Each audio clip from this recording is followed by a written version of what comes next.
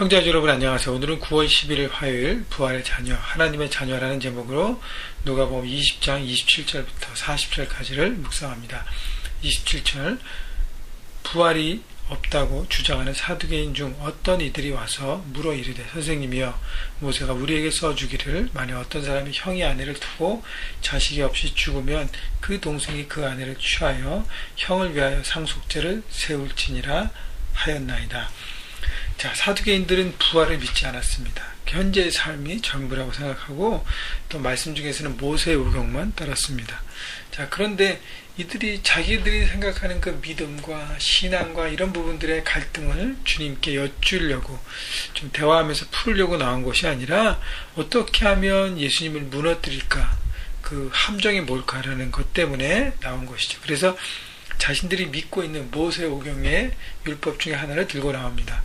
자, 형제가 있는데 형이 죽으면 형의 아내가 자식이 없이 죽을 때에 그 동생이 그 아내를 취하여 형을 위하여 상속죄를 세울지니라. 이게 또 계대결혼하고 비슷합니다. 그러니까 형이 죽었는데 아내가 자식이 없고 혼자 있을 때 동생과 동생이 아니면 가까운 친척들이 이렇게 다시 결혼해서 상속자를 낳게 하고 그 다음에 그 대를 잇게 하는 것입니다.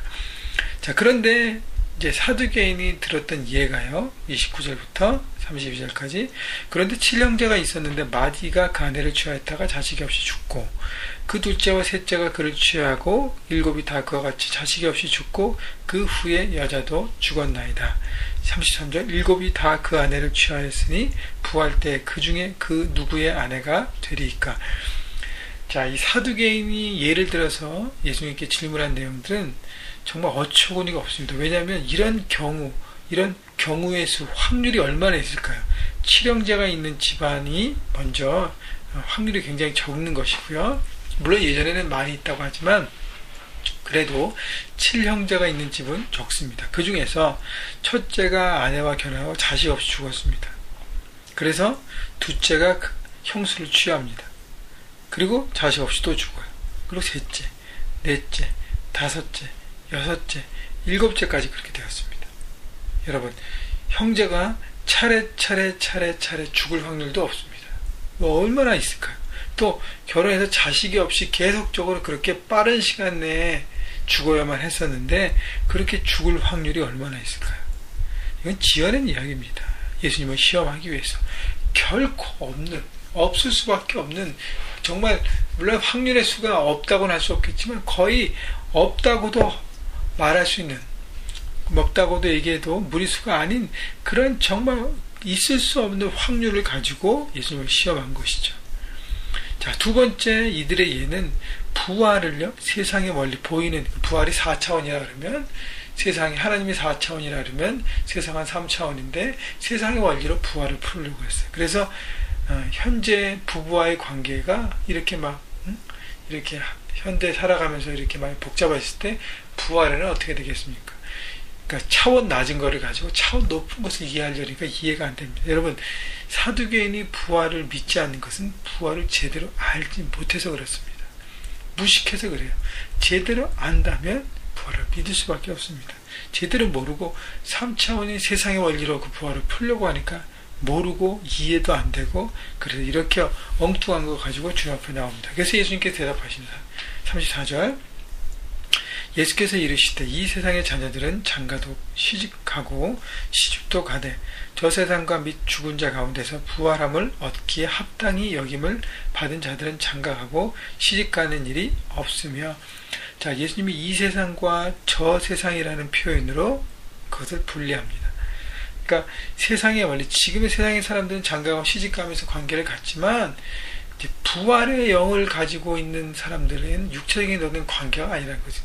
관계는 더 이상 필요 없다는 것입니다. 왜냐하면 육신의 관계가 아니라 영의 관계로 우리는 하나님의 자녀, 부활의 자녀. 그래서 천사와 동등하게 36절에 나온 것처럼 그들은 다시 죽을 수도 없나니 이는 천사와 동등이여 부활의 자녀로서 하나님의 자녀이라. 하나님의 자녀로 영의 모습으로 그렇게 서 있다는 것입니다. 그렇기 때문에 이 세상의 관계들은 다 이렇게 없어지고 하나님 안에 관계가 되는 부활의 모습을 온전히 이해할 때 바로 하나님의 뜻 가운데 살아가는 사람이 되고, 지금도 우리가 영원한 삶을 누리면서 영원한 삶을 바라보게 되는 것입니다. 여러분, 사두개인의 어떤 잘못된 동기를 가지고 예수님을 만나, 예수님이 다 아셨죠. 그래서 사두개인의 질문에 대해서 명쾌하게 대답을 주시고, 거기서 끝나지 않고 한 발자국 더 나가서 사두개인을 가르칩니다. 37절, 죽은 자가 살아난다는 것은 모세도 가시나무 떨기에 관한 글에서 주를 아브라함의 하나님이요 이삭의 하나님이요 야곱의 하나님이시라 칭하였으니, 38절, 하나님은 죽은 자의 하나님이 아니요 살아있는 자의 하나님이시라 하나님에게는 모든 사람이 살아있느니라 하시니. 자, 모세가 하나님을 표현할 때 아브라함의 하나님, 이삭의 하나님, 야곱의 하나님 표현할 때, 그 모세가 표현할 때 벌써 그 아브라함과 이삭과 야곱은 죽었습니다. 그러나 육신적으로는 죽었을지 모르지만 영으로는 주님과 함께하기 때문에 바로 살아계신 하나님의 자녀로서 있기 때문에 모세가 하나님을 그렇게 부른 것이죠. 그래서 하나님은 죽은 자의 하나님이 아니라 살아있는 자의 하나님. 그래서 우리 모두요, 하나님 앞에 있기 때문에, 하나님에게 구원받은 하나님의 자녀이기 때문에 우리도 살아있는 생명의 존재들이라는 것입니다. 여러분, 이 땅을 살아가면서 세상의 것, 육신의 것에 죽고 썩었고 더럽고 추악한 그 모든 것, 욕심과 이기심과 그런 모든 유혹에 더 이상 빠지지 마십시오. 그것은 다 죽어가는 생명을 향해 가는 우리 인생인 것입니다. 우리에게 모두 유혹해서 우리에게 죽어가게 만든 것이에요. 여러분, 살아서 생명 넘치는 주님의 말씀과 주님의 뜻을 붙잡으십시오. 그래서 하나님이 살아계시기 때문에 성령 하나님 나와 늘 함께 추구하고 바라볼 때 성령님 안에서 우리는 살아있는 하나님의 생명을 경험하게 될 것이고, 그 생명의 경험함을 통해서 여러분 삶의 현장, 가정에서, 직장과 캠퍼스에서 여러분 나타날 것입니다. 여러분이 생명체로 살아있어야 그 부활의 주님의 영광을 바라보는 생명 있는 인생이 돼야 여러분 모든 곳에, 여러분 속한 모든 곳이 생명 있게 살아나게 되는 것입니다. 39절, 서기관 중 어떤 이들이 말하되 선생님 잘 말씀하셨나이다 하니 그들은 아무것도 감히 더 물을 수 없습니다. 하나님께서는 이 대화에 종지부를 치고, 저는 서기관 중에 어떤 사람이 선생님 잘 말씀하셨습니다. 여러분, 이 서기관 중 바리새인이었어요. 바리새인과 사두개인은 늘 갈등했습니다. 사두개인이 예수님 앞에서 꼼짝 못하자 서기관 중에 어떤 사람들이 예수님을 인정하는 것이죠. 여러분, 중요한 것은요, 하나님의 진리를 붙잡으십시오. 생명 우리 안에 있으면 바라보십시오. 성령께서 능력과 살아있는 그 꿈틀거리는 성령의 권능을 우리에게 주실 것입니다. 그래서 여러분 그 능력을 가지고, 살아있는 생명을 가지고 여러분 삶의 현장에서 적용하시면서 여러분 가정이 여러분 때문에, 직장과 캠퍼스가 살아나시기를 주님의 이름으로 축원합니다.